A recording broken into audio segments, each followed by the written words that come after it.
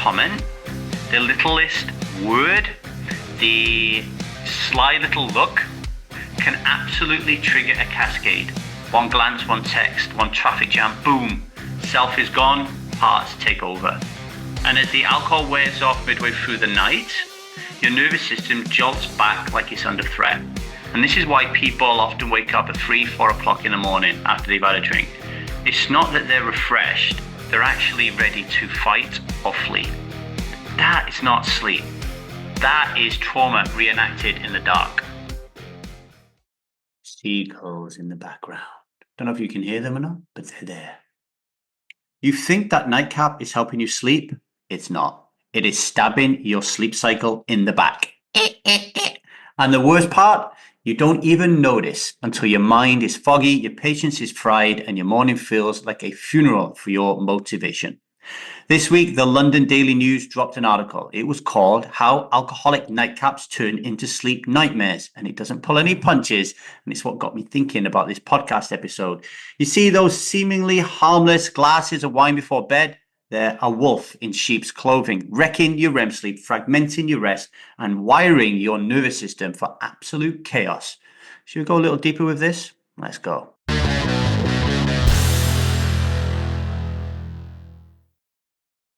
Welcome to the 1000 Days Sober podcast. My name is Davy. I am not an alcoholic. I refuse to be anonymous. I am someone who lives a self-led life, alcohol-free as fuck. And I spend every waking moment of that life right now, helping other people do the same. One of the most damaging lies in the liquid lie is that alcohol helps you get to sleep.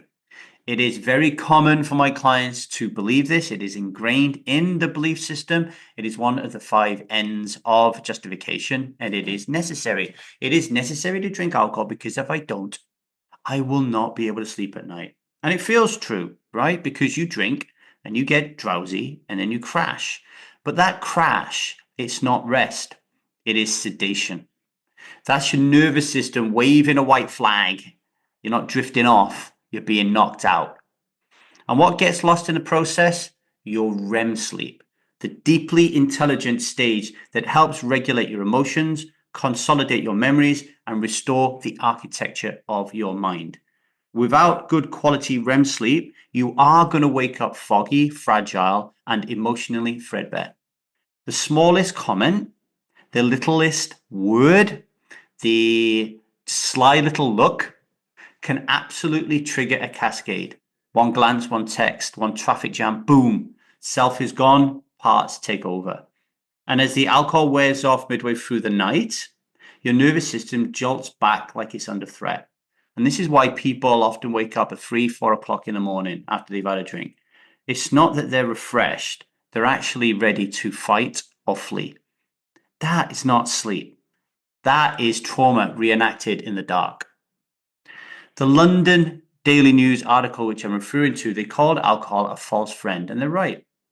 It feels like comfort, but it's absolutely chaos. It pretends to help, but it hijacks. It creates codependency and teaches your body a dangerous rule that sleep only comes when you sedate.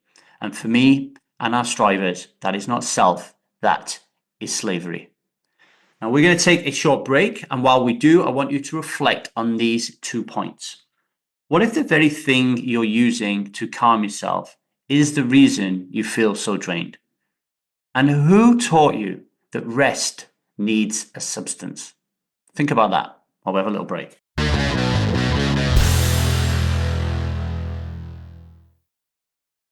Welcome back to the 1000 Days Sober podcast. I am Davy, and we're talking about alcohol and sleep. When you decide to become alcohol-free as fuck and live a self-led life, your sleep doesn't immediately transform into 8 hours of blissful slumber. Okay, so I just want to get you ready and prepared for that. What actually happens is it can get a little bit worse because your REM rebounds, you get vivid dreams, restless tossing and turning, you wake up a lot, and it does feel like a backward step. But this isn't failure, it's recalibration. It's your nervous system beginning to remember how to rest naturally, and it takes time. Unfortunately, during this time, this is where the liquid light doubles down. because those old parts of your psyche, the ones that associate alcohol with safety, the ones that believe drinking alcohol at nighttime will give you a better rest by numbing and closing down all those racing thoughts in your mind, they are actually watching for evidence. Evidence that the liquid light is bullshit, evidence that you are not relying on alcohol, evidence that even though you're not relying on alcohol, you need it and it is nice, natural, normal, necessary, and noble, right? So when your sleep dips, these parts jump in and they're very loud and they're very insistent. And they say things like, see, this alcohol-free as fuck thing is a terrible idea. We were much safer before. Now, those parts of your psyche, they're parts of you, they're not trying to sabotage you. They're trying to protect you. But they are stuck in an outdated rule book, one where sedation equals safety. And if you don't bring self to the table, if you don't learn to tap into yourself, to know what it feels like to be in self, so you can speak to those parts from that beautiful part of you, that self, so if you don't reassure them, it's easy to fall back into the cycle. But this is the real detox, the real healing, and it really is worth it. You don't need alcohol to sleep. You need rhythm, you need stillness, you need internal agreement between all your parts and yourself.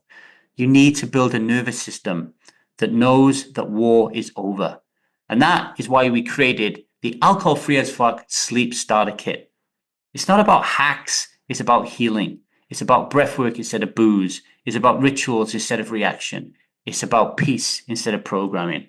Because when you sleep alcohol-free as fuck, you don't just rest better, you wake in integrity, you wake in self, and that changes everything.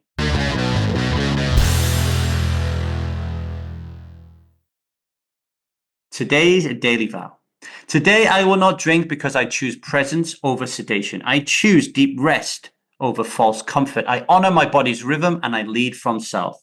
There is nothing quite like waking up alcohol-free as fuck, clear-headed, guilt-free, and grounded. No spirals, no shame, just you, in your truth, in your power. Sleep like a legend. Live like one too. Some reflections for you for the rest of the day. What part of you still believes alcohol helps you sleep? And how does your sleep actually feel when you don't drink? And what would your life look like if you woke up rested, clear, and free most of the time? Thank you for listening. If today's episode landed for you, here's your next move. Rate and review the podcast. It helps other strivers find us. Hit subscribe so you never miss an episode. And if you want our free guide, Alcohol and Sleep, How to Sleep Like a Legend When You're Alcohol Free as Fuck, email me at thestrivemethod@gmail.com and I'll send it straight to your inbox.